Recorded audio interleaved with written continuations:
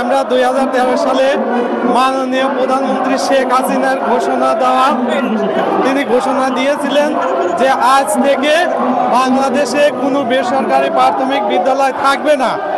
কিন্তু তার ঘোষণা অনুযায়ী সচিব মহোদয় এবং বিভিন্ন বিভাগ থেকে ডিজি মহোদয়রা সঠিক তথ্য দেয়নি, না দেওয়ার কারণে আমরা জাতীয়করণ থেকে বাদ পড়ি। বাংলাদেশে অনেক বেসরকারি প্রাথমিক বিদ্যালয় আছে। আজ আমরা এই জাতীয় প্রেস ক্লাবের সামনে উপস্থিত হয়েছি। যে সকল বিদ্যালয় জাতীয়করণ থেকে বাদ পড়ছে সেই সকল বিদ্যালয় আমাদের ন্যায্য অধিকার এবং প্রাথমিক শিক্ষা মৌলিক অধিকার, এই শিক্ষা প্রতিষ্ঠার জন্য এবং বাংলাদেশে প্রত্যন্ত গ্রামগুলোতে যেসব গ্রামে বিদ্যালয় নেই সেই সকল গ্রামে প্রাথমিক বিদ্যালয় আছে এবং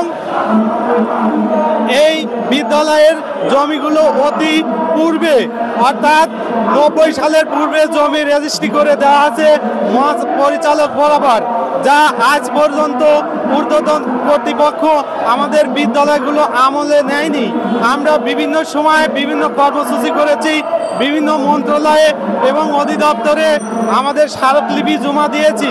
মহোদয়ের নিকট আমরা গিয়েছি যে আমাদের এই অবহেলিত প্রাথমিক বিদ্যালয়গুলো, যে সকল বিদ্যালয় জাতীয়করণ থেকে বাদ পড়েছে, অতি সত্বর আমাদের বিদ্যালয়গুলো জাতীয়করণের আওতায় এনে জাতীয়করণ দিলে আমাদের দেশে কোমলমতি শিশুদের প্রাথমিক শিক্ষা অনেক প্রসার ঘটবে।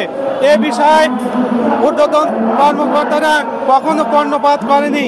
তাই আমরা আজ এই প্রেস ক্লাবের সামনে উপস্থিত হয়েছি আমাদের দাবি উপস্থাপনের জন্য। আমাদের বিদ্যালয়গুলো যেন অতি দ্রুত মহোদয়ের নিকট আমি আরও বিনীত অনুরোধ জানাচ্ছি, অতি দ্রুত আমাদের এই বাদ পড়া বেসরকারি প্রাথমিক বিদ্যালয়গুলো যেন জাতীয়করণের আওতায় আনা হয়। ধন্যবাদ।